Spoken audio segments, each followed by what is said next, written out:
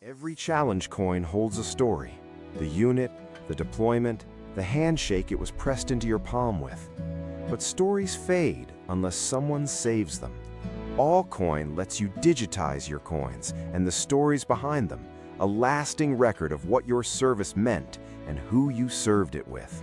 Preserve your story free at allcoin.brav.co because your service is worth remembering.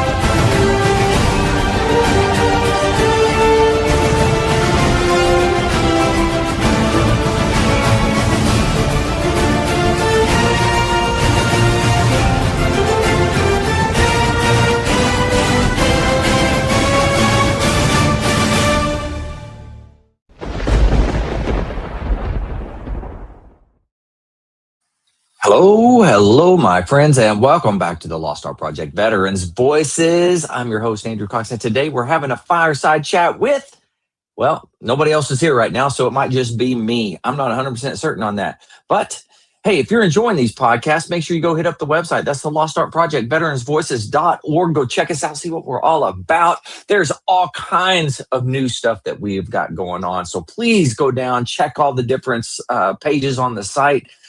Check out the Veterans Voices Network. Check out the new archiving stuff that we're doing. I'm telling you, we're moving up. I'm also excited. We should have a database, a searchable database that you can look stuff up very easily here in the near future. Looking forward to that. That should be out soon. But anyways, just throwing that out there. Big shout out to the Till Valhalla Project out there doing amazing things. If you don't know anything about them, go check them out. Even if you do, check them out again. I keep saying it, but to be honest, they are truly an amazing organization. You can find them at tillvalhallaproject.com. And for all you Marine Corps Leaguers or anybody else out there, any veterans, guess what? Marine Corps League now has those veteran service officers. You can find them at mcleague.org, VSO locator, or 703-207-9588, extension 299.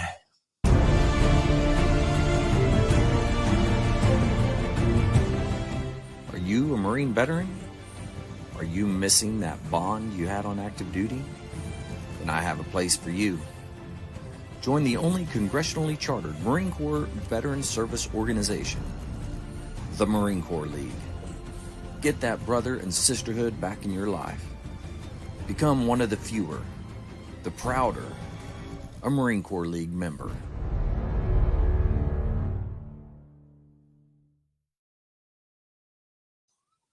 Hey, oh, that's right. You know what? I just said, oh, I'm the only one here. And then Jess shows up in the middle of the intro. It's pretty cool. Jess, how you doing, man?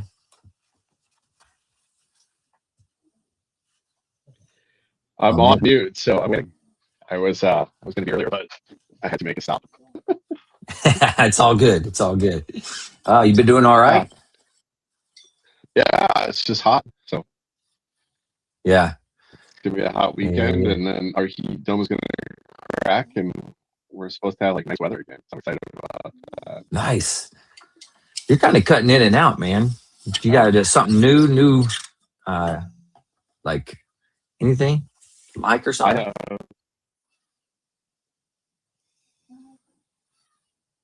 Lost you. For us here. Yeah. Can you hear me now? Hello? Yeah, you're just like breaking up. I can barely hear you, man. Let me go back out. I'll go out and then come back in. Okay. It sounds good, man. Yeah. Oh, shoot, fire, man. We're having a good time. There's two of you out there. I hope you guys are doing all right. Let's see. On the Xers, man, you guys on the X, man, I like it. I like it. You guys are checking us out. Hopefully you guys are doing well. You know what's exciting, man, and I'll say this when Jess gets back on here too, but man, you should look at the episode number that we are currently doing right now. It is a pretty impressive number, and I'm excited about it. If you look at it, it's number 700 700 episodes. We are going into the 700s now. Craziness. Never imagined we would make it this far, but anyhow, yeah, Jess, man, number 700 today. I don't know what that means. 700 episodes, baby. Oh boy. And it's yeah, so we all got sent home today because the fiber line between Minneapolis and Sioux Falls got snipped. Whoopsie. So like all of our internet here is like degraded. And it's like 100 degrees. So I'll be here for the 700. I'll be here for the 800. We're gonna keep going, bro. That's I'll be here right. for the grand. We're doing pretty good, man. We made it to the 700s. I mean, I don't know. It's wild. It's craziness. We've had some incredible interviews. This week we had Major General Lukeman. He was on. Saw that. Yeah, that was a good interview. He had some good stuff. Been around for some iconic things. Today I had an incredible leader. He came on, and oh my gosh, he has been around for every daggum anything that was important that the Marine Corps did. He was there for it. Okay, maybe not everything, but pretty close to. It was pretty amazing. Bo Higgins is his name. Great guy. He was went to Somalia. Oh man, where else did he say? I can't remember. There was another place, and the kids so I lost it, man. Then he was like in the MEU that was the first ones in Afghanistan. He was 15th MEU. I know that was 15th. 2-6. It was a 15th or 2-6. Yeah, I don't remember. Oh yeah. I just know he was on that MEU, and they went up there, and then he after that ended up going on another MEU. They went to the invasion in Iraq, so they were part of the MEU that helped out with that. So he was there for the beginning of both because he was on the MEU staff. So I guarantee he knows a buddy of mine. Rob Magus. Yeah, Rob Magus. Yeah. He was there at the beginning of Afghanistan. Then he was the beginning. What was his name? Bo what? Higgins. Bo Higgins is his name. He was a major, I think, at that point. Yeah. If I'm not mistaken. But man, just iconic, man. He was there for everything. He was also there when went back for what was it? I don't know. Whatever the deployment after the invasion of Iraq. I don't know what you call it, but Camp Blue Diamond. He was on Camp Blue Diamond the same time I was on Camp Blue Diamond. I didn't even know it. So the dude's been like every deployment he's been on, he's went to some iconic thing, man. It's just insane. Oh, I lost you again. Is that me? No, I lost you, man. I don't know what the deal is. Can you hear me? Yeah, I just can't hear you. Maybe it's me. I don't know. Let me see. I'm going to play something to see if it's me. What about you guys that are out there, man? Can you guys hear this? Jack Davis is out there. Jack, why don't you just come on the show with us? I sent you the stuff before. You just keep ignoring me, but that's okay. Your buddy, General Lukeman, come on. He was nice enough to come on. You should do it too. Just throwing that out there. I'm going to play something to see if it's just me. All right, we'll do this one.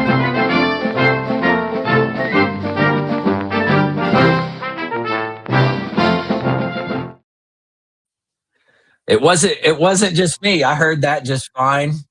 Jess, okay, can you hear me now? Oh, I got you now, man. All right, it might be the headphones. Yeah, it might be, man, because it was doing a weird crackly sound a second ago.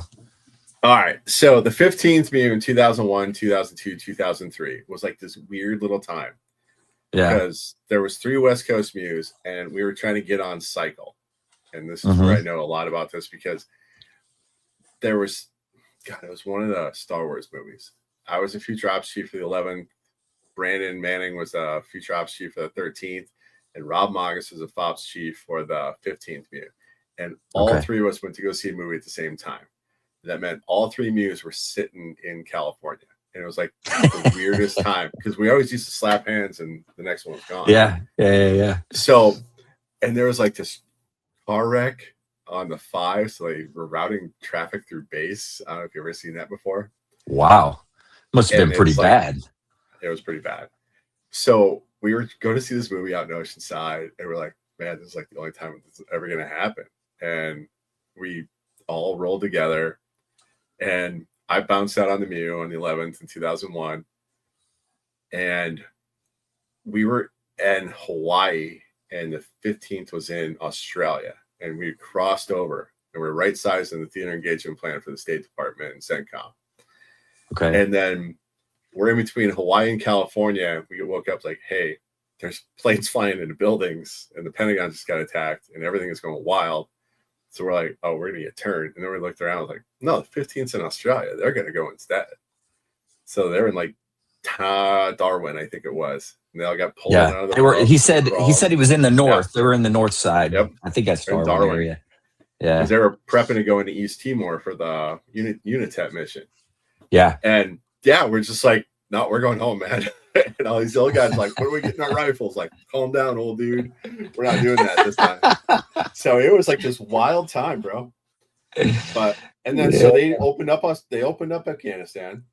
Yeah. And then 13th Mew went in during the hunt because I think it was 101st or one of the Army aviation just got smoked in the mountains. So the 13th Mew was off the coast of like Yemen, and they were spread to the winds. And they brought the 53s in for heavy lift in the mountains because the 47s got chewed up so bad. Okay. So they split the 13th Mew. So it's part of the 13th Mew in Afghanistan, part of it was in like Doha. They were all over the place. And then the 11th went out again. We're like, all right, we got war mission. Yeah. And yeah, we went to Djibouti and did a lot of like setup for OEF, OIF instead for Iraq. So a lot of partnerships with Jordan, a lot of partnerships with Kuwait. And yeah, it was in lily pad for the Al Qaeda hunt in Yemen. So then that was the first time we ever heard of like drone strikes too, because they started hitting with CIA drones. We were like getting ready for direct action missions and planning those. But no, I was like, when you said the 15th Mew, but then 15th Mew goes back out just in time for Iraq to kick, and they were down in Basra. Yeah, that's so right. Like, yeah, I know exactly what he's talking about because my buddy Rob was on both of those. I was just cracking up because he said they went to Afghanistan. He comes back or whatever, goes out, boom, right back out for the deployment and stuff. Yeah. But he got a call and he was like, he was in school because in between, like he come back and he went to one of his schoolings and they called him and it's like, hey, General Mattis wants you to come back because he was like in the intel shop, right? He's like, General Mattis wants you to come back for the invasion. Yeah. So he's like, okay. So Mattis was it was like CTF 76 commander, 76. So he had 2 Mews. And he brought his brigade staff on the boat. And that's how they prepped that off. So Mattis just fell in like brigade.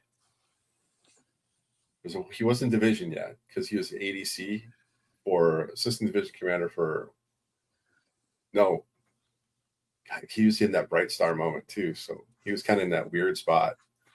But yeah, it was crazy, man, because there were so many things going on at the same time. Everybody's trying to figure out how the new thing worked because how do you ramp up from Mews and UDPs and all of a sudden you're wartime footing and you're trying to compete with Big Army for boat spaces, for all these different things. So yeah, that was a wild time to be in the Marines. Because it was like, are we little? Are we big? Are we doing this? Are we doing that? And all the stuff. I don't think we knew. I don't think the Marine Corps knew really what we were going to do. I mean, because it just the missions kept changing. Yeah. Well, yeah. Well, I mean, 9/11, we're pulling to the West Coast. Like, hey, you're going to Seattle. You're going to Long Beach. You're going to San Diego. You're like, where are we going? And it's like just a ding, ding, ding, ding. Stuff coming in from all over the place. I'm like, and this is where that leadership comes into play because the 15th had Waldhauser, and he was really, really smart and laid back. He had to be a commander. So he was like, we're going to flow is fast, guys. Develop it, figure out if it's what's real, figure out if we can support where we fit. And we had Colonel Patton and then Haslam, and both of those guys were like super patient. We had aviators, and the 15th had ground. So Waldhauser ended up being like a 4-star, 3 or 4-star with Africa. Yeah, I think so. Patton, I think 3-star. He retired with a couple stars, and then Haslam, he retired as a colonel. I think he turned down a star because he had some stuff going on in his family. But I mean, no, man, the mute command is like one of those. Once you roll the mute command, you're back in those days. That was it. Yeah. But no, man, it was wild, dude. Because the 15th mute just rolled up on like Afghanistan 1, Iraq 1. I'm like, save some for the rest of us, guys. I know. They were everywhere, man. I told him, I was like, dude, you had the most iconic career. I mean, because every single deployment he was on, he went into some sort of like real world type of situation. It didn't matter which one it was, but he was always out doing something. I was like, dang, man. Just like luck of the draw. Like, yeah, of course he does. No, the mute cycles, either you're in, you're out. There's no in between. Sometimes you're just cutting gator squares for like 6 months. You're like, my life sucks. You're volunteering to go places like, can I go to Jordan for a couple months? Wait, what do you got? Like, scraping missions together. It's like the most boring thing. He was our first. Oh, that's funny. First float. He lives in Tampa. Yeah, Rob knows him. Yeah, he does live down in Tampa now. Yeah, they're both Grand Helmet guys. Okay, but no, I mean, anyway, his episode will be out on the 28th, 29th, something like that. Listen to that one really hard. We'll listen to that episode so hard, man. So yeah, man, we're doing pretty good. Up to 700 episodes, dude. We're rocking right along. Well, you want to talk about Mew days? I just got a blast from the past too. So my public affairs officer for my 2002 Mew, she just relinquished command of 8th and I.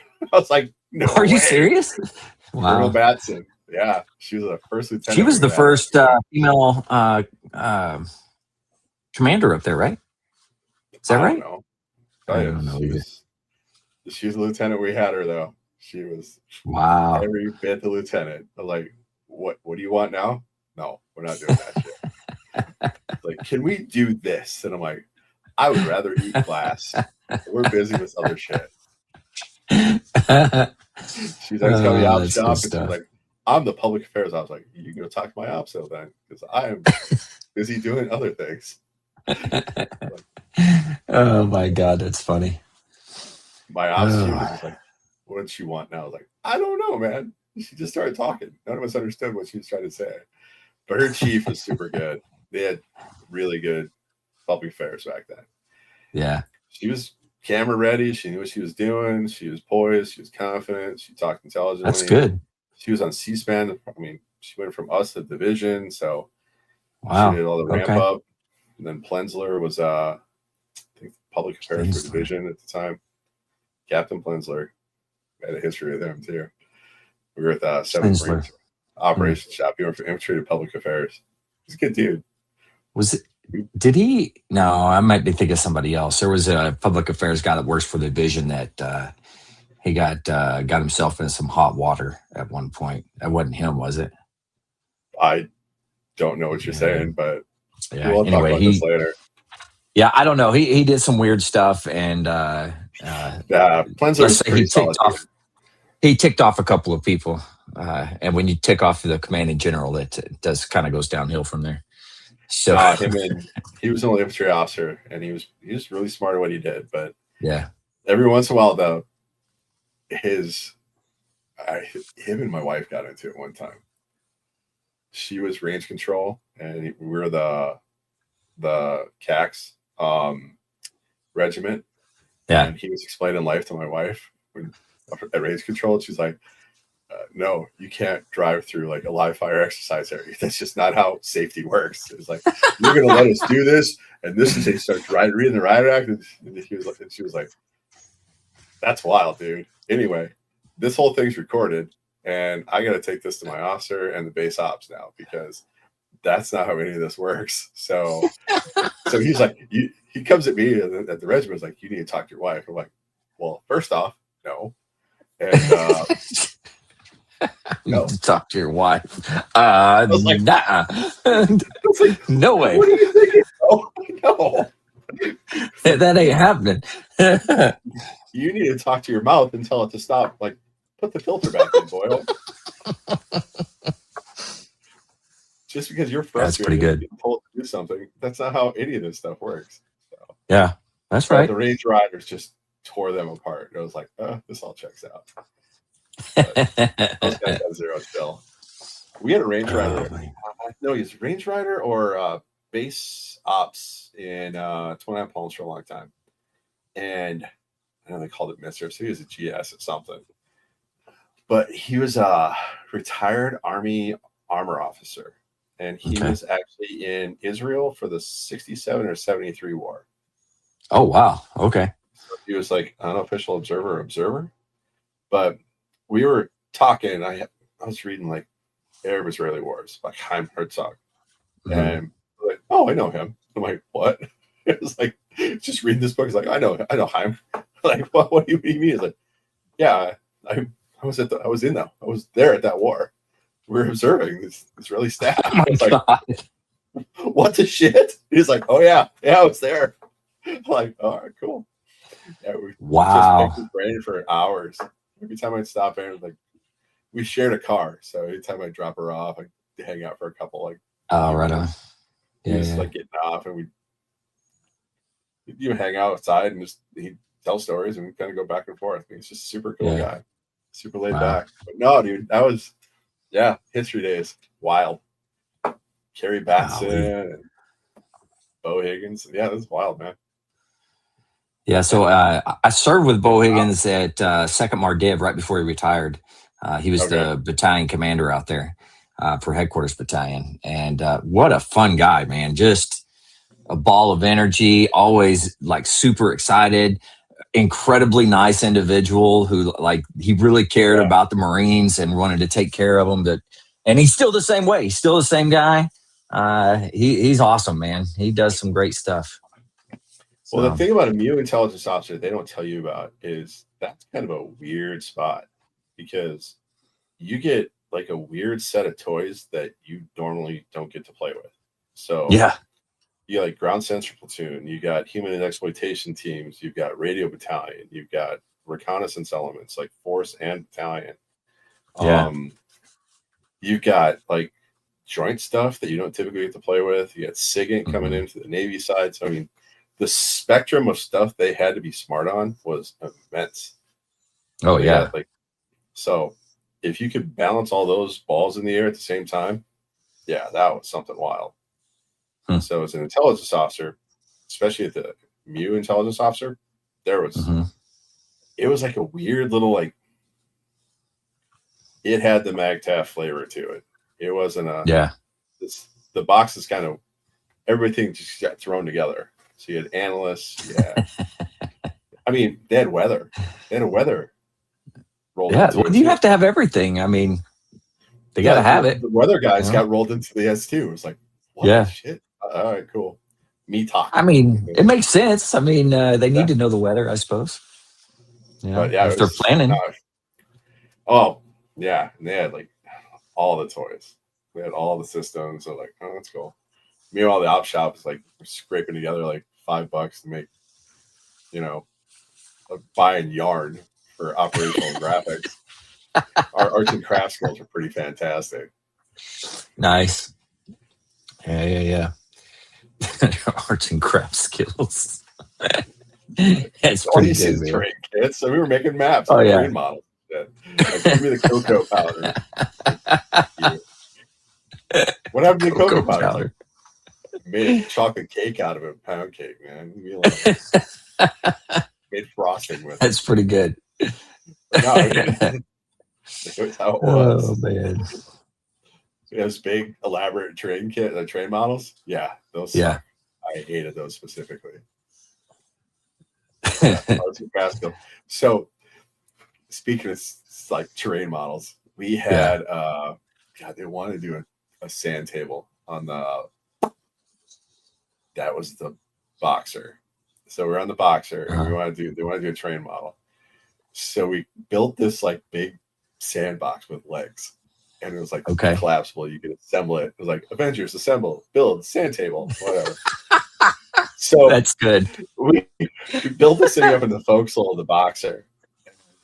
First off, the forecastle was like, "You want to do what? My forecastle?" I'm like, "We're gonna put a sand table in here." They're like, "Bitch, there's a side of the boat. You should jump off it now before we throw you." We're like, well, this isn't my idea. This isn't like I woke up this morning thinking I should build a big sandbox, put it on your super clean ship, not clean, next to all your anchors and big ass chains, and that's what I want to do. That's what I want to. That's how I want to spend my at sea period.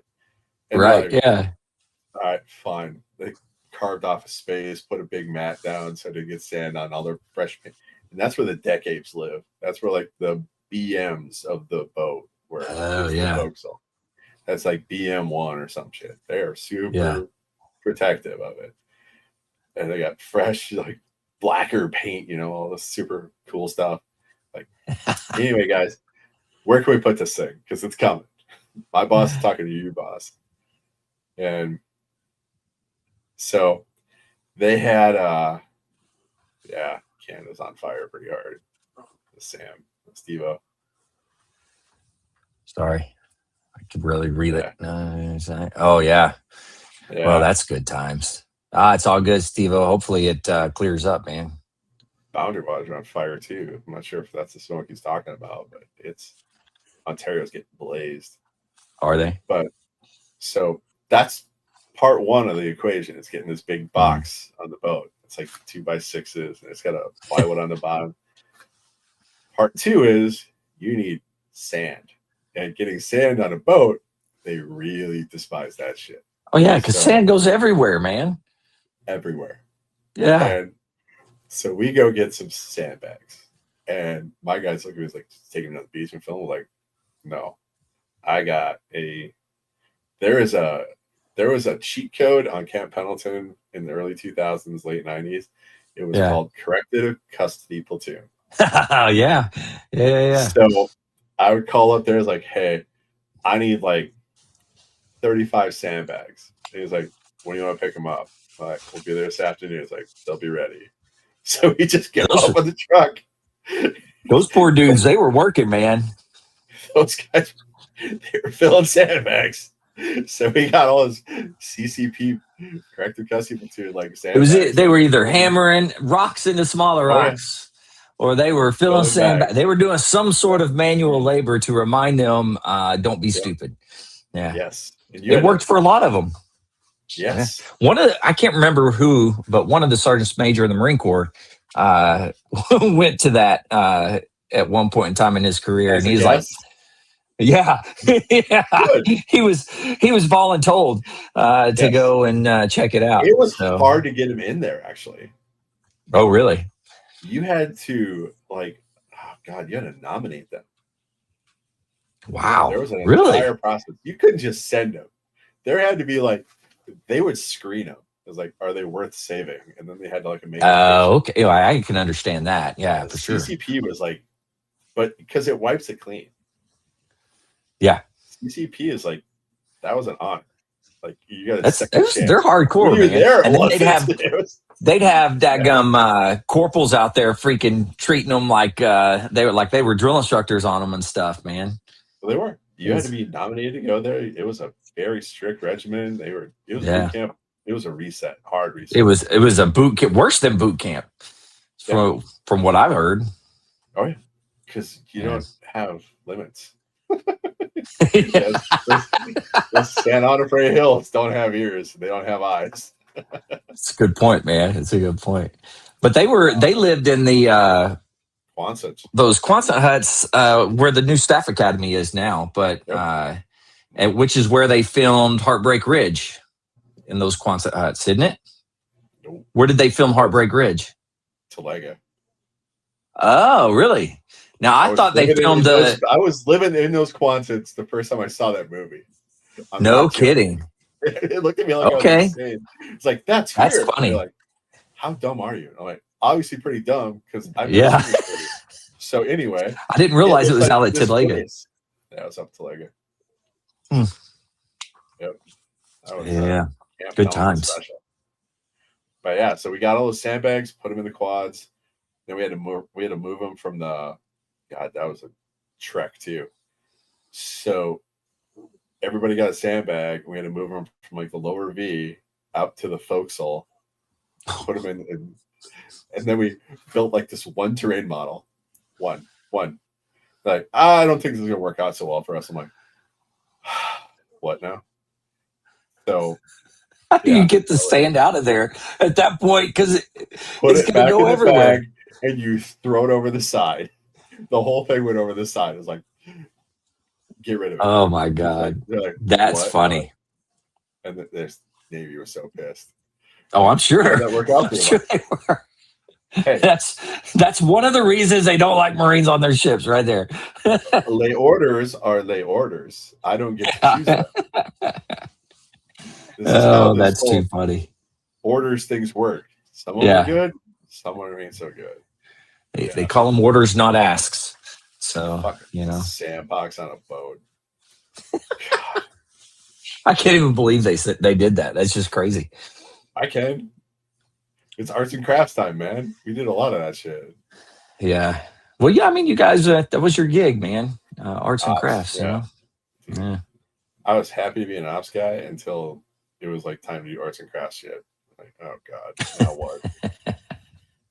There was a Saturday morning. Man. I got a call, and they're like, "Hey, you need to go to Hobby Lobby and pick up some yarn." And I'm like, "What?" Any colors are we looking for? And like string? And he's like, "Yes, this, and this." I'm writing all this shit down. I'm like, "Are you serious?" He's like, "Yes." And I went out, picked it in, went to the office. All these maps are on the table, and yeah, that was wow. How things got it's how air routes got established through Pakistan for the invasion of the 15th. Oh, no kidding! Wow. Well, that's fun. So, because we had we had space. But yeah, that was like God. Arts and crafts time. Let's go, boys. Playing at like FARP sites in the middle of nowhere.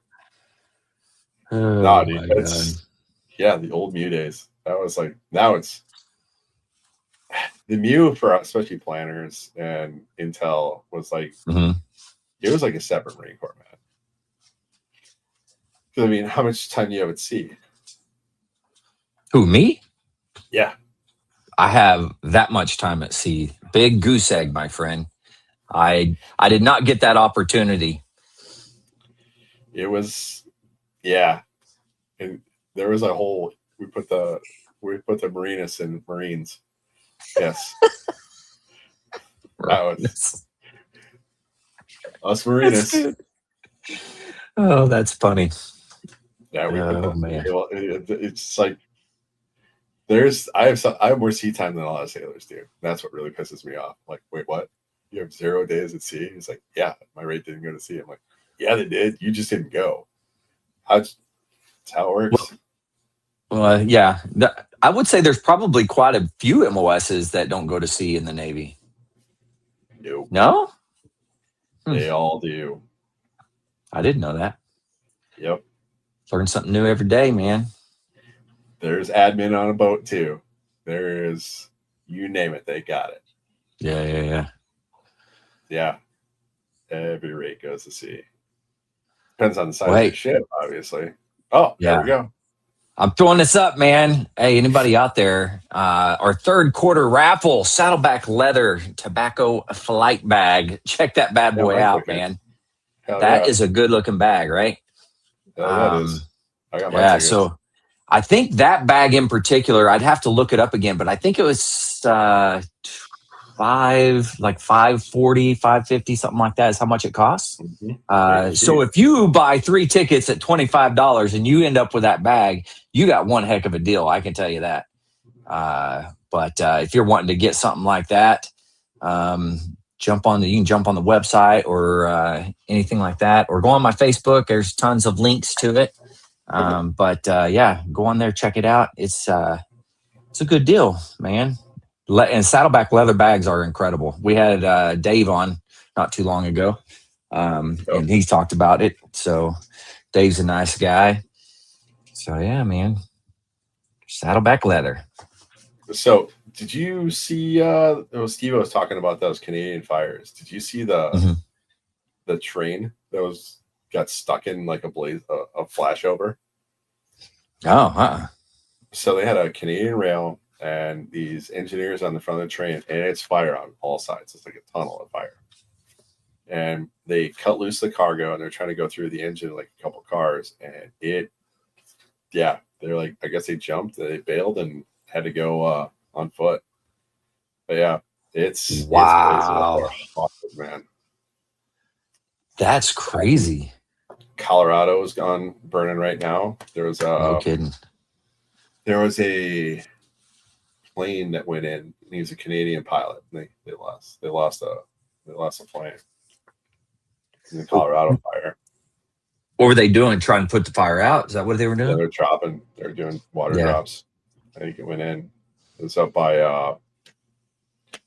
I'm not gonna remember, but yeah, there's a lot of fires going on. Did they go down when they were trying to get water, or? I think they were dropping, and they got it's such. Wow, that's wild, man. It's not an easy ride. Well, our interstates are buckling right now too. Really? Forces itself and then blows out. Yeah, nice little like ridge. Yeah. Take the bottom of your car off if you're not careful. So that'll be good for you. Jeez. Oh, really? You hit not that 80 miles an hour. It's not. Yeah, hit that at 80 and see what happens, man. You're gonna go for a little ride. It means you're going 80. If the speed limit's 80, it means you're going 85 to 87. So that's right. Because if it's 10 over, you're definitely getting up here. Not here. I just recently got my first ticket in a long time, man. I was driving through town. I was going to my VA appointment, actually. And I was driving through Fort Smith on a road that I've driven probably 1,000,000 times. And I was driving along, doing the speed limit, man. I'm like, yeah, I was doing the speed limit, just enjoying my ride. And this cop flips around, lights me up, pulls me over. She walks up to the car. She's like, do you know how fast you were going? I said, absolutely. I was going 45. And she's like, yeah, you were going 45. That's correct. Do you know what the speed limit is here? And I was like, 45. And she's like, nope, try again. I was like, 35? She's like, yep. And I was like, well, I've been driving this road for a long time and I never knew it was 35. Dude, that's 35. That's a warning. Why would they? Yeah, but they were out in force. So between there and where the VA was, I probably saw 10 cop cars pulling people over because they were all out, man. Well, they weren't specifically, I think, looking for veterans, but they were on that road. That's But I was like, dang, man. And then I paid attention when they were on the way back. I'm like, what is the speed limit? Is she telling me the truth? And sure enough, yeah, it's 35. Yeah. So I know now.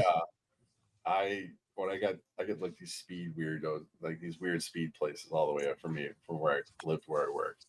Mm-hmm. And I drive by cruise control through those towns because I've been pulled over a couple times on this, and they always see the plates. They say, "Hey, yep, you got mine. Go ahead. Just don't be a douche next time." I'm like, oh, you got me. I'm sorry. Wasn't thinking. So, yeah. That was the first time I've actually been pulled over, probably in 15 years or so. I mean, it's been a long time, dude. But they smacked you with a ticket, huh? They did. Yeah, they smacked me hard with it. And it wasn't a cheap ticket either. I remember back in the day, you get a ticket. It wasn't that bad, but it ain't cheap no more. That's for sure. No, it's not. It's a moving violation, too. So they're going to get you double. Yeah, they got me. Insurance. It's okay. Every now and again, it's okay to get one. Not down with that. It's not a revenue-generating service. What do they call those blacked out cruisers? They call them road pirates. Yeah, they have some pretty fancy Yeah, they do. vehicles that you can't really tell anymore. Yeah, road pirates. I Road was pirates. watching a video, and there's a guy on a motorcycle. You know how they film themselves or whatever. They have the camera, and this dude looks down, and he's doing like 130. I mean, he's getting it, man. And he looks up, and he goes around this, or he starts to go around this car, and it was a cop car, or it was actually like an SUV type of deal. Yep. But he was shot by it or whatever, and he goes, "Yeah, I'm going to go ahead and pull over." So he pulls off to the side of the road. The cop pulls up next to him and like rolls down the window, and he says, "Can I help you?" And the guy's like, "I was just figuring you were going to give me a ticket." And he goes, "Drive slower." And he took off and just left him there. I was like, dang, that's a good cop right there. That's someone whose gear wasn't activated. That's what that is. Yeah. So he was just like, just slow down. We had a guy get pulled over in town. He was going 95 and a 30. Holy moly. Yeah. They confiscated at that point. Oh, yeah. That's straight to jail. Street in town. That's a residential street in town. I hope that, they hook him up. Because those street races are out of control right now. From what I understand, if it's that fast, I mean, they're taking you straight to jail. I hope, Mike, hook him up. Because that's where they're teaching driver's ed and all these other things in town right now. Oh, jeez. Yeah. Holy cow, man. Whoops. Gotta love it.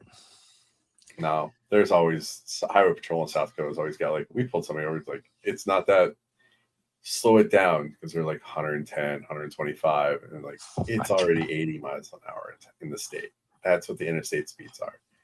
Just stop. Especially with the road going this weekend. Oh, yeah. This week, anytime it gets over 90, we start seeing road buckles in the concrete.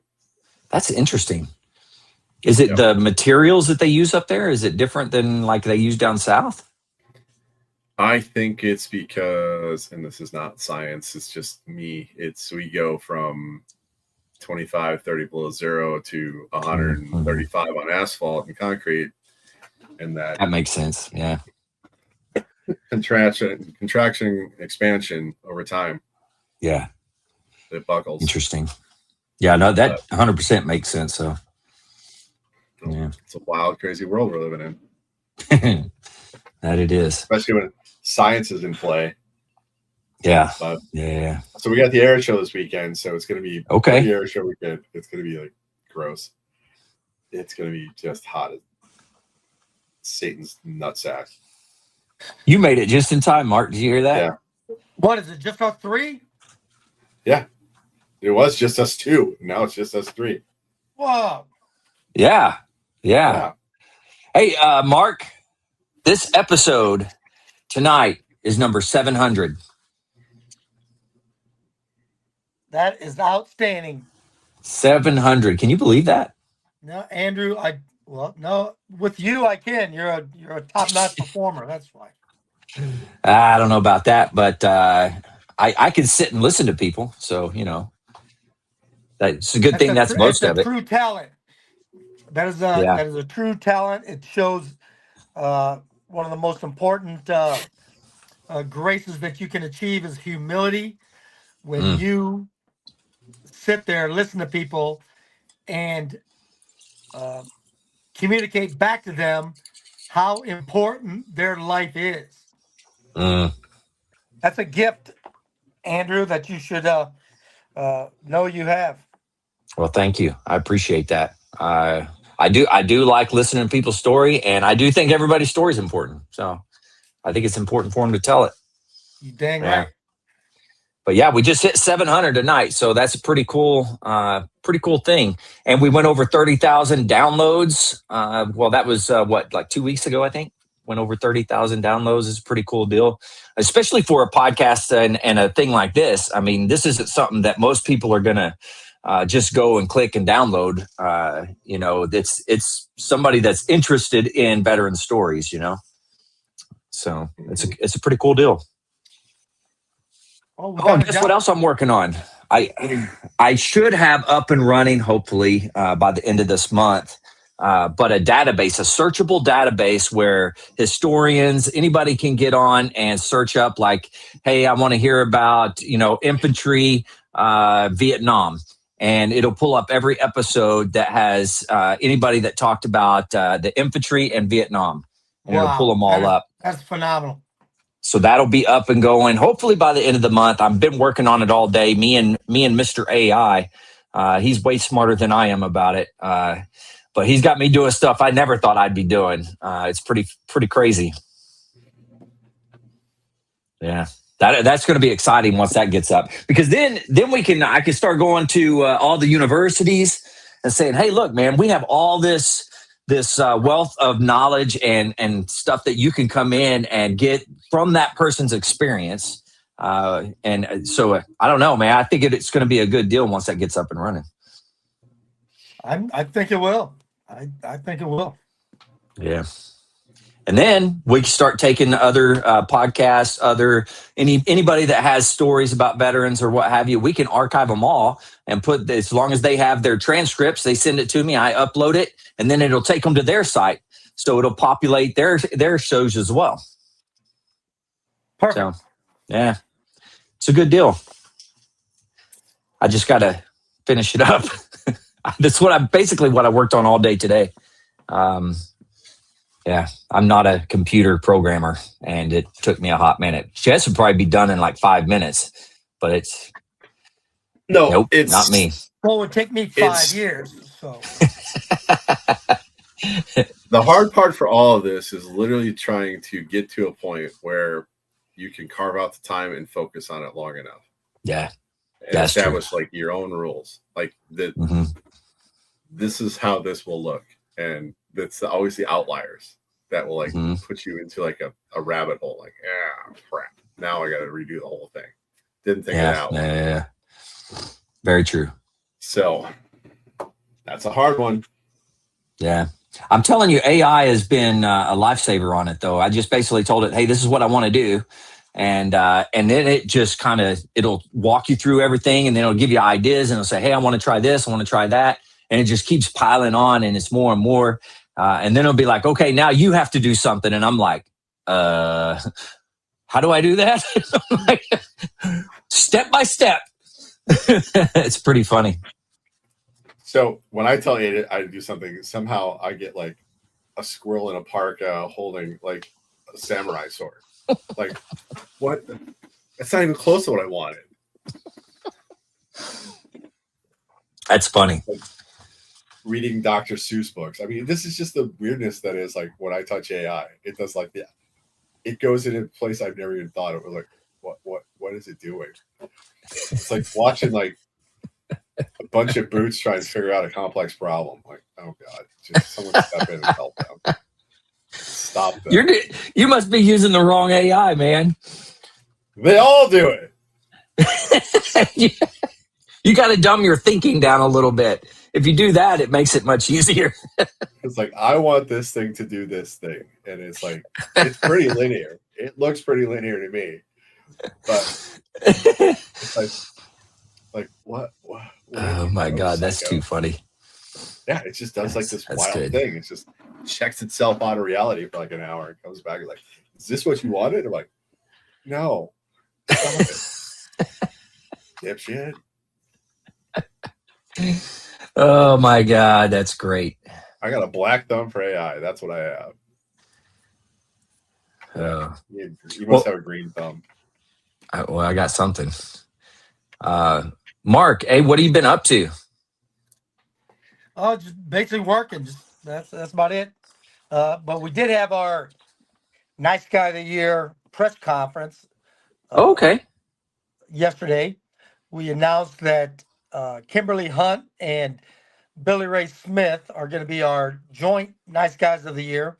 Kimberly Hunt is a longtime newscaster and celebrity in San Diego, and her husband Billy Ray Smith was a San Diego Chargers, and then he was then he was a sportscaster and just involved. They were both involved in just numerous philanthropical operations in San Diego, right? And Yeah, they're just great people. Great people. Actually, and Kimberly Hunt's father, or yeah, Kimberly Hunt's father was a United States Marine, and then Oh, nice.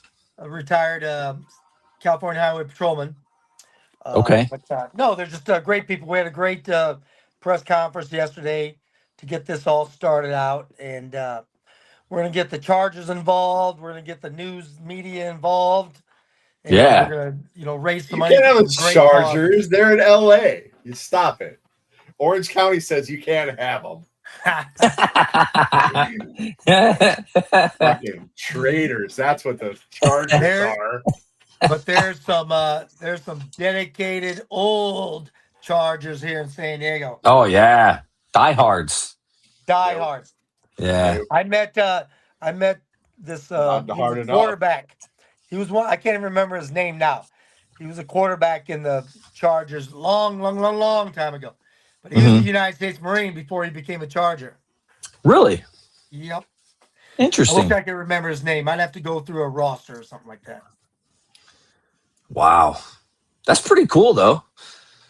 You know? I Oh, think it so it is. is. And Uh, Andrew, you probably were at some of those nice guys of the year galas where the band mhm. played, where Kimberly Hunt was our MC. Oh, maybe. Yeah. I know I've gone to several of them Oh, you bet to you were perform. at many of them. Yeah. And then you invited me. You let me and the wife come for one of the galas as well. You gave Yes. us tickets. That was Yep. pretty cool. We had a good time when we went to do that. Oh, definitely. Yeah. Well, I won well, my wife did. I didn't. Won a autographed bat. I don't know where it's at. It was in my office, Oh, but so that was one of the auctions then, yeah, the charity auctions. Yeah. yeah. That's what it was. Yeah, that was pretty cool. Yeah. Speaking of auctions, we're doing that raffle. Saddleback leather bag. Man, that's a good bag, huh? That's a good looking bag. Yeah. I think it's like 550 some odd dollars or something like that if you buy Oh, it. wow. Yeah, but it's like very well put together. It's amazing bag that they have. Um, anyways, that'll be a good time. Whoever wins that 20, if they spend $25, that's a good deal. You spend $25 and you win the raffle, you get a 500 and something odd dollar bag. I mean, that's pretty cool. And we just got our the next quarter's raffle items in, which is pretty cool. Vortex Optics sent us some stuff. So Wow. yeah, that's going to be the Man. next one. And then the You have one after Vortex? that, what's that?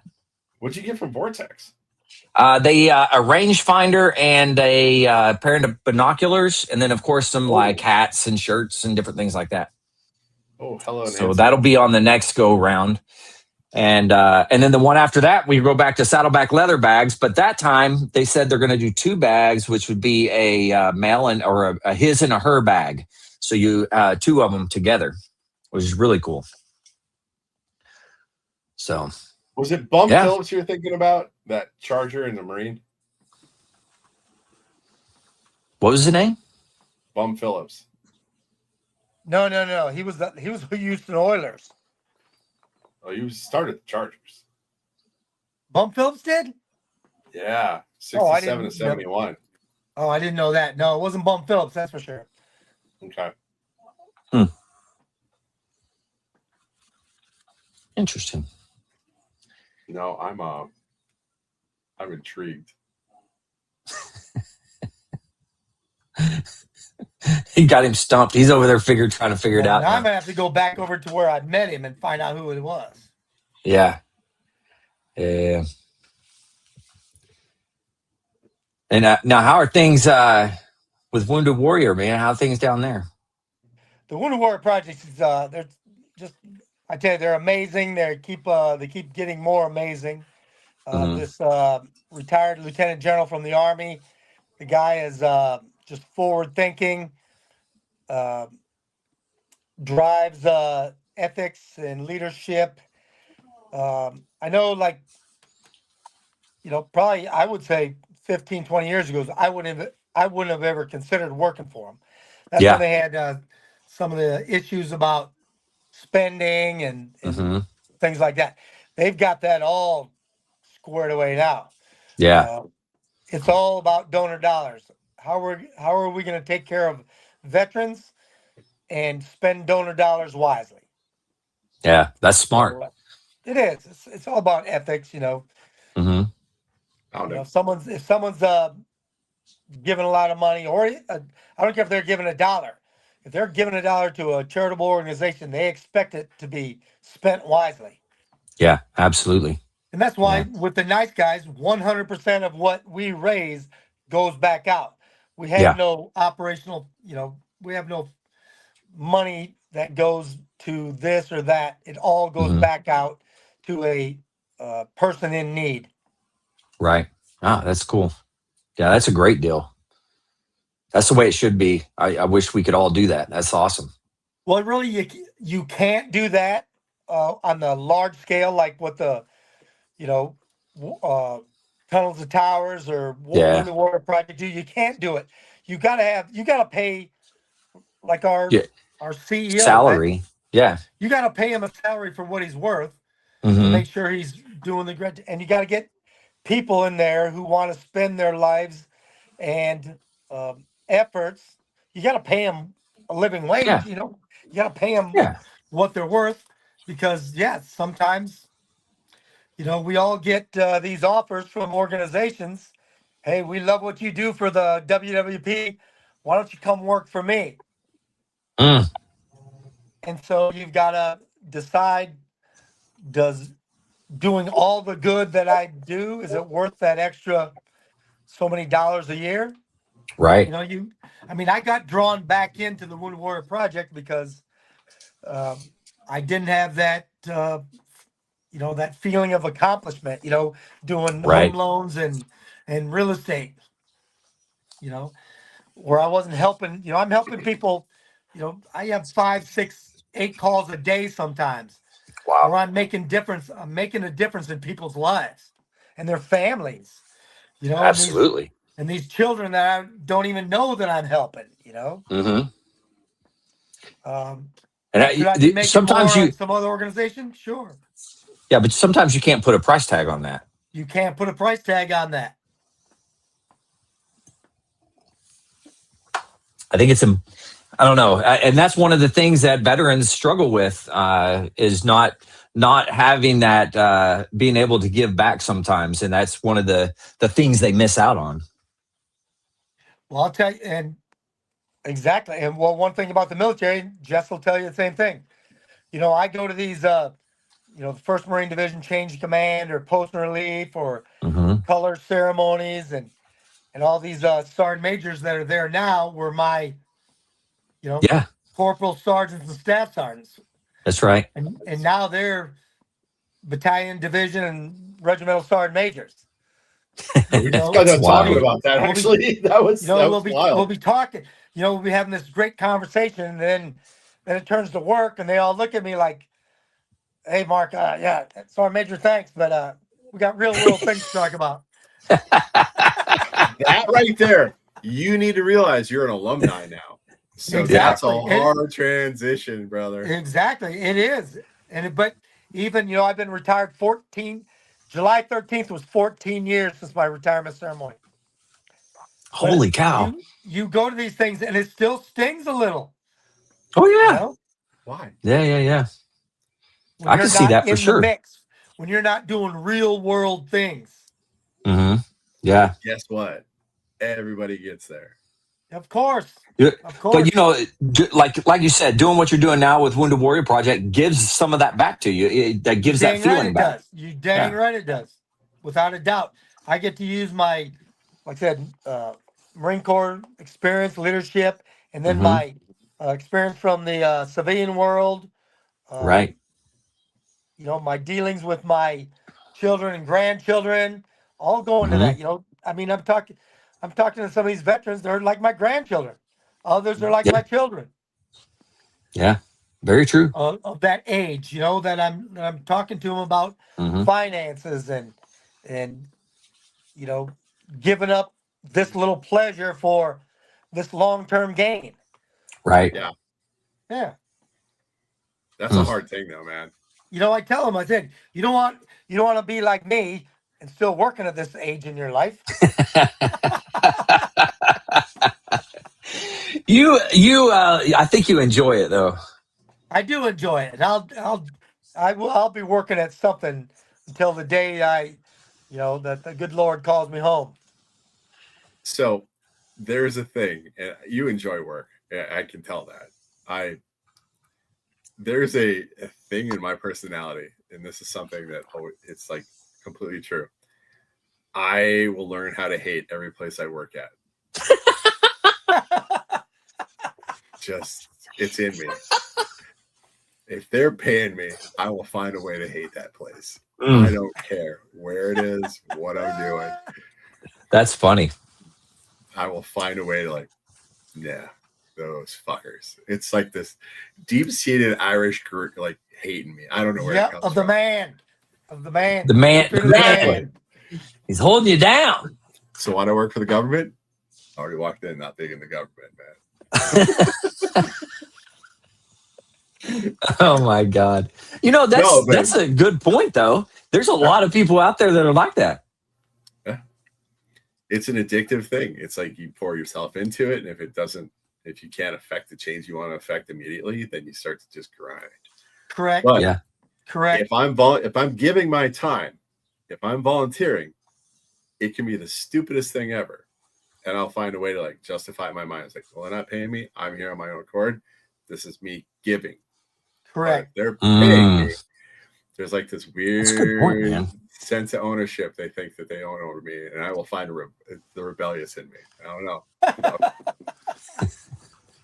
It's too good, man. I totally understand where you come from, Jesse. It's like sometimes you just want to burn that place to the ground, man. Like, nope, gotta fight that thing. You like an office space, the guy in the basement. He's Milton, yeah. Milton. I have a staple around here somewhere. Hold on. I'm going to show you one of my prized possessions. I've got 8 bosses, Bob. Yeah. 8 bosses. What a great movie. Oh my gosh. That is the greatest. Those interviews are the greatest. One of my favorite scenes is when he walks in, he'd been fishing, and he walks in with the fish and he starts gutting them right there at the table or his desk. Like, yeah, that's cool. I just do enough not to get fired. Yeah.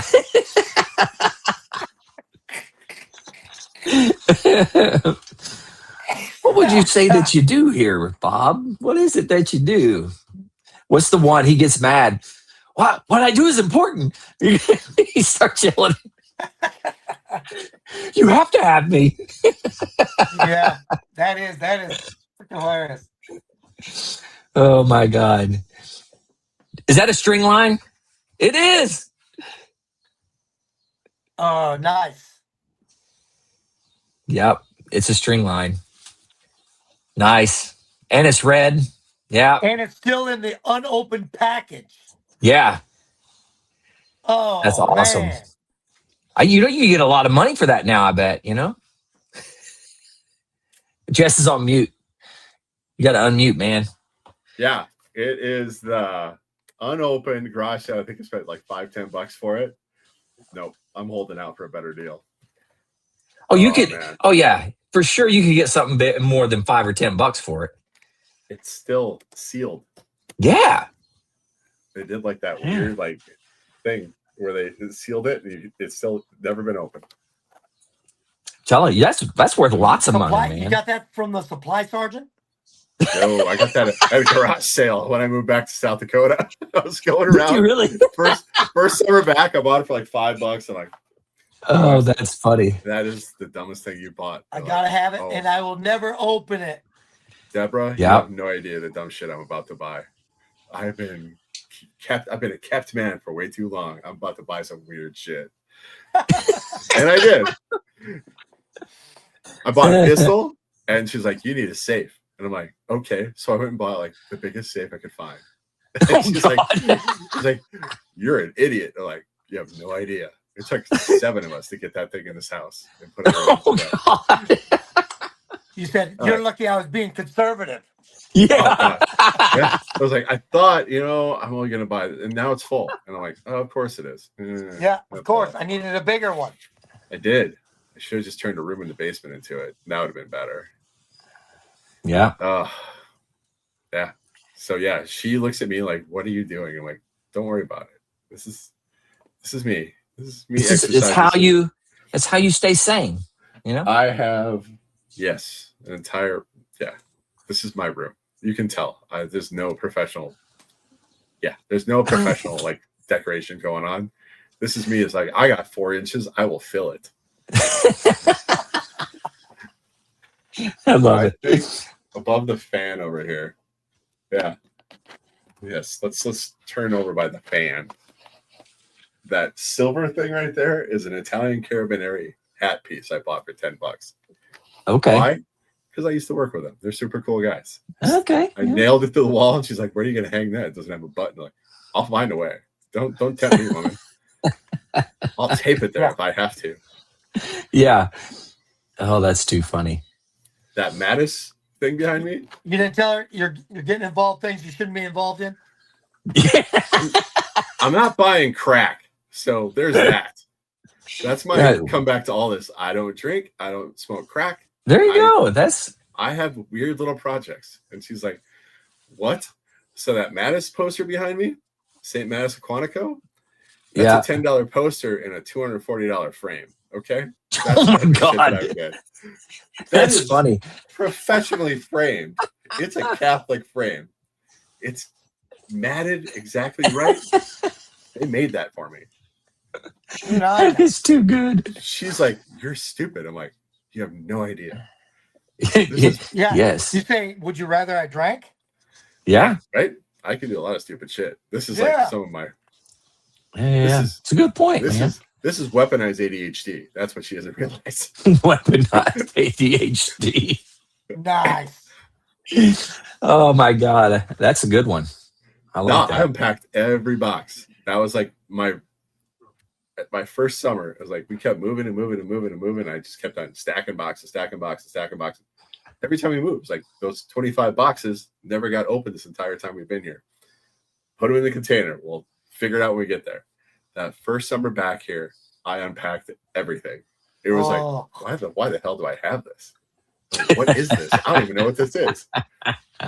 But and the Afghan rug up there, that's all like IDs and like currency and like a bunch of vehicle badges I was supposed to turn in, just never got around to it.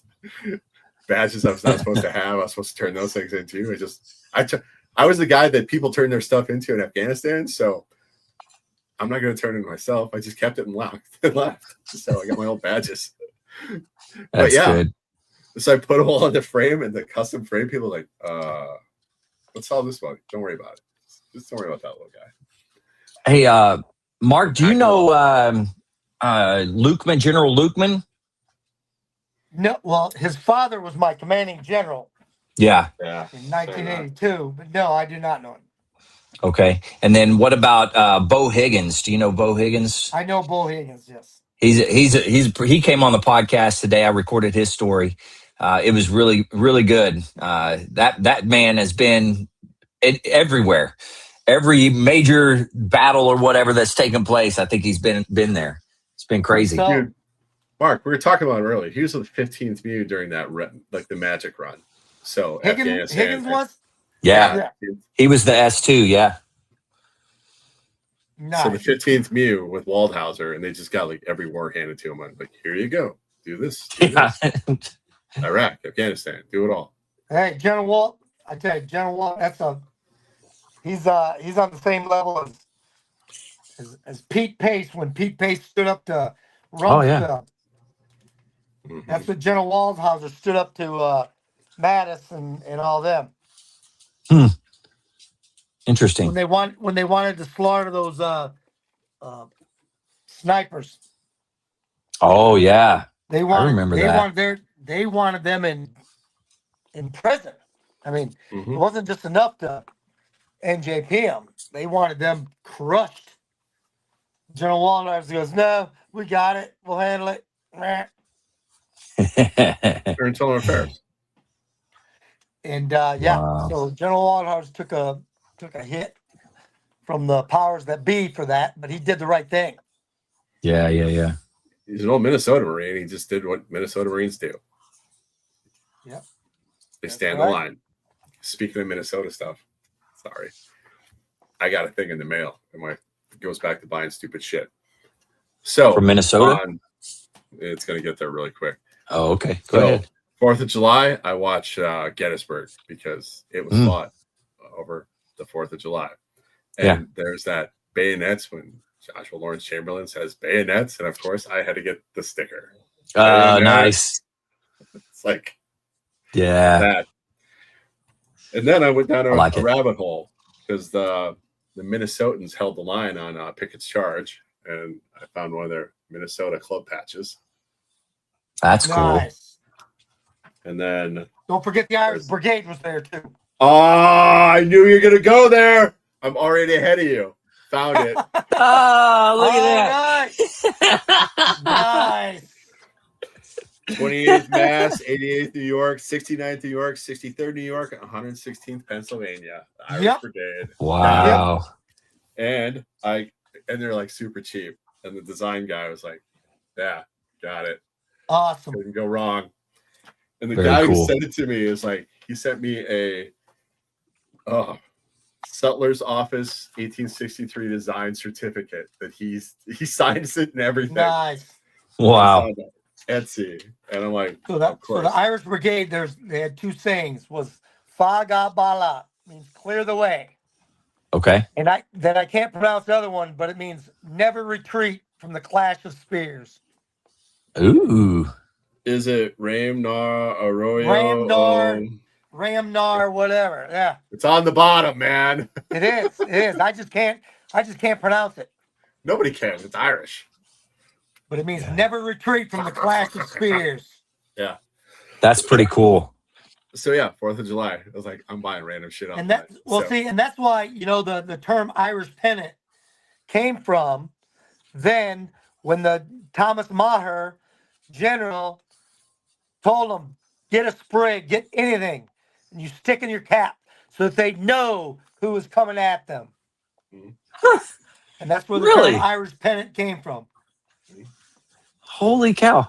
No clue. I had no clue. You should write a book about the different things and where it comes from for all of us yahoos that have heard it for years and have no clue where it comes from. So the Civil War, there is like so many like weird ass stories that popped out of that. So you're familiar with Old Abe, right? The Eagle. Mm-hmm. The 101st Airborne Screaming Eagle, right? That was a Wisconsin regiment, and they tethered a bald eagle to their colors, so it flew above them. No way. What? Yes. So when they're in the attack, they have a no shit bald eagle circling them because it's tethered to their colors. Wow. And it survived. So that eagle, holy cow, is taxidermied, and it's in Wisconsin, in Madison. Wow. Are you serious? Yes. And that was like the lineage of the 101st Airborne. That's crazy. Old Abe. I mean, just look this shit up. It's wild. It's like the Sergeant Reckless story and all these other, like, what are you going to do with that eagle? Like, we'll find something to do. Or like the Polish bear. You ever heard of Wojtek, the bear? No. So the Polish got captured by the Russians, and when they got invaded in 39. Mm-hmm. And then the Russians ended up being on the same side because the Germans invaded Russia, right? So the Russians like, shit, can't hold these Poles anymore. They're our allies. So they cut them loose and they sent them through Iran. And on the way, they found like this bear cub. Oh, no way. It's like a no shit bear. So they raised it. And they raised it, and it didn't get smaller. So they taught this bear to smoke and drink and become like a Polish soldier and attached it to the field trains and the artillery. Holy smokes. This bear was like a part of the unit. It thought it was a human, and it went with them everywhere. And it was like there's a Polish badge of like the artillery guys, and it's a bear carrying around to the guns. I'm not entirely convinced that didn't really happen in real life. So I finished out the war on the attack. That is crazy. But yeah, Wojtek the bear. And if you look that thing up, they have done some Wojtek. The Polish are just like, that Wojtek. And you're like, I know what that is. Did you find it? Did you look it up? No. Dude, these are the stories, man. Trump live. Okay, we're doing that tonight. He's live right now. San Diego Charger, and he was a kicker. It was Herb Trevino. Trevino, right? Herb Trevino. Still, I'm right. Is that who it was, Mark? No, this guy was a quarterback. I don't know. You tell me. I'm done guessing. I'll go back to that bar where I met him and find out. Go to that bar. I'll do this hardship of going to this place I'd like to go anyway and do this thing. I'll take this one for the team. It's an Irish bar, so yeah. That narrowed it down. You gotta, it narrowed it down. That's messed up. All right, check this out. I got something for you. So, hey, I'm gonna show you. AJ, hey, do you think Jess would have liked Colonel Kelly? Oh yeah, yeah. Which Kelly? PX? No. This is Colonel Jack Kelly here in San Diego. Yeah. He passed away about 12 years ago, but yeah, 2 silver stars, 2 bronze stars, 2 Purple Hearts from Vietnam. Just a savage. He was a motivator. Hold on. All right, coming soon to I don't know, to a store near you. No, not that, but coming soon. Here we go. Look at that. For everybody out there, that's the new coin that I'm getting made, and it'll be coming. So it's the Lost Art Project, Veterans Voices, and Jarhead Jabber, which is, of course, is the Marine Corps League thing. But that's coming out soon. Outstanding. So that's I'm excited about that. And I got to figure out how I'm going to do that online, because I would have to ship them out. So I don't know exactly what to do with that. Yeah, and I'm going to send you about 500 of those pins that you need to sell too. Okay. We'll put it on the we could put it on the website as well. So when they order it or whatever, then we just ship it out. So yeah, I got to figure that piece of the pie out. I don't know how to work that yet. I don't either. That's why I was going to leave it to you. Sounds good. I got a friend, AI. He knows everything. You know it. We'll play rock, scissors, rank. Yeah. Well, I lost that one. Oh man, I love it. Oh geez. Well, right, shoot. Right now, John A. Kelly, right? Jack. Yeah. Jack Kelly, right? Yes. John A. Kelly. Yep. In the Marine Corps, 1961 to 92. That's wild. That's not. 2 silver stars, 2 bronze stars, 2 Purple Hearts. Yeah. He had a thing for 2, so it sounds like. He was in he actually Operation Dewey Canyon. He was in Operation Starlight, and he was platoon commander for Robert O'Malley. He wrote Robert O'Malley up for the Medal of Honor. That was the first Medal of Honor living recipient Marine in Vietnam. And then in Operation Dewey Canyon, Charlie 19, they captured the 2 longest ranging artillery pieces in the world, across the border where they weren't supposed to be. That's never happened. Don't worry about that little guy. These are not the droids you're looking for. This Jedi shit going on right now. The heck was that, dog? He did everything in 2s, man. So 2. So I mean, yeah. The guy was phenomenal. He should have been a general, but when he was near the general, getting selected, his wife had cancer, so he couldn't really accept any moves or anything like that. But he was just a AJ can tell you, it was just the He's greatest a phenomenal leader man. ever knew. Yeah, phenomenal. Yeah, absolutely. Actually, General Conway said that was one of his first heroes in the Marine Corps. Really? Wow. Interesting. Irish in America. Thank God for bad potatoes. I'm not joking. Stupid British and bad potatoes just bail us out of more bad situations. It's good. Oh, that's good. Like you said in the Civil War, they were getting off the boats, going right into the army. A rifle and saying, "Yo." Literally off the boat. Here's a rifle. Yeah. On your way. They enlisted them. They enlisted them right off the boat. So they could get their citizenship. Because before that, you had someone who came in when they were coming to when immigrants were coming to America then, they had to like prove they could work for 5 years before they could apply for citizenship. Holy cow. I didn't realize that. 5 years. Automatic come over, drop a baby and you're a citizen. Bullshit. They go through waves just like everyone else. Yeah. All right. Well, okay. We've been on here a hot minute. It's that time. We're going to go for it. All right.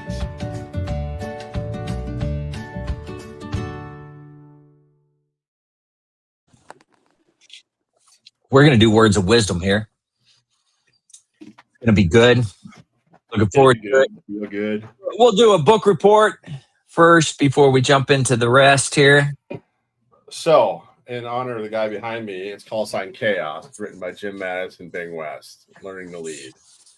So, yes. He was my regiment commander in previous life. So, yes, I've always, there's a lot to it. And if you were in 7th Marines, especially in the 90s, you knew exactly who he was, and you had a certain fear and respect. And yes, there was a lot of rumors about how he was going to snatch your soul up if you walked on his grass. But he never did. He always looked out for us. He called us his lads. And if you were reading a book, he would talk to you for an hour or two about what you're reading. And he never was pretentious about it. He was always like, they need to read. They need to fight. They need to be smart. This dumb Marine myth got pushed away really hard because of guys like Jim Mattis and the guys who are the smart ones, the Van Ripers. So the Van Ripers, yep. All of them, because that's a clan of warriors that I don't think ever gets enough attention. Yeah. So, yep. Anyway, very nice. That's the book, Learning to Lead. It's, great book. And Bing West, another great Marine, wrote The Village about the civil action platoons back in Vietnam. He is a Marine writing a book with another Marine. He's been at just about every war. Bing West was, right? Yep. Yeah. He is definitely one of us. So I never got to meet him or anything. Either of you get to meet him? No. Yeah, me either. But yeah, if he writes a book with you, he usually did something pretty good or pretty dumb. Your choice. There's not a lot of in between. There's no in between. Not a lot of in between. Full spectrum of stupidity on either end. So let's go. That was good. I like it. Yeah. All right. Well, it is that time.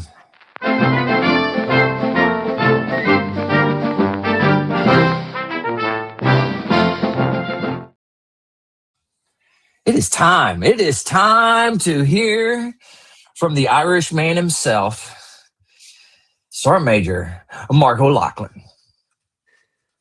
All right. Here we go. A man must be big enough to admit his mistakes, smart enough to profit from them, and strong enough to correct them. Ooh. That's from John C. Maxwell. That was good. Yeah. Yeah. And talking about a good author, that guy wrote some good books, huh? Yep. It doesn't matter. Like I said, you can't, you know, rest. You know, they say you can't rest on your laurels, but you can't let your mistakes defeat you either. Right.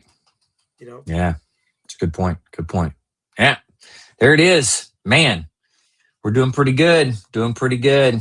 Hey guys, thanks for coming on and doing this. I truly appreciate it. We're moving up in the world. 700, wow. And then phenomenal, Andrew, phenomenal. 701 on Sunday. It'll be a good time. So we're moving up, moving on up. What's the song? Anything special for Sunday? Well, I mean, you're going to be there, us? So. Huh? Besides us? Oh, no, not besides us. I thought we were it. I thought we were good enough. No, well, I don't know. Maybe something will pop up between now and then. That works. Yeah. I am going to be a cooked little boy on Sunday because it's going to be a long weekend on the tarmac. Oh, that's right. You're out at the air show. Oh. It's going to be a Hondo. And so we're going to Boss Air. Yeah. We're going to see Jess on Sunday. He's going to be bright red. It'll be good. It'll be good. Look like a lobster. I'm breaking out my boonies from back when I was in the Gulf with the airbag on the back and everything. They're in the washer right now. They had a smell to them. So like, yeah, oh yeah, I can imagine. I can imagine. They're not as big as I remember them to be. So they might have shrunk over the years. So they shrunk in your sea bag. Yeah, my head got fat. That's what it is. Just looks like each other. Your brain got big. Come on, man. Your brain got big. That's not even close, man. That's what it was, man. I keep going up. Well, yeah, I need room to maneuver in there, man. Yeah. All right. Well, fellas, thanks for coming on and doing this. Much appreciated. To everybody out there, if you're struggling, need help, anything like that, don't forget the VA does have some good resources. You can always dial 988, press option 1. You can always text 838-255 or go to veteranscrisisline.net, click on that chat icon. Any of those options will put you in contact with somebody that can help you out. Remember, one veteran life lost is one too many. I care about you. The crew cares about you. The whole veteran community cares about you. So please reach out for help. And if you're out there, you're not struggling, reach out to the buddies you serve with. Ask them how they're doing. If they need a helping hand, please give it to them. All right, fellas, one last time. Thank you very much. To everybody out there, stay motivated. Change your socks. Change your socks. Change your socks.